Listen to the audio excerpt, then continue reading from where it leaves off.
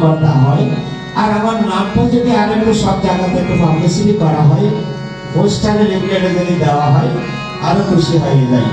কিন্তু এটা নামের পূজারী, অর্থাৎ এটাকে বলা হয় রাজস্বিক ধর্ম। আর রাজস্বিক তামসিক দুইটা পেলাম, শান্তি কোথায় পাবো? ভগবানের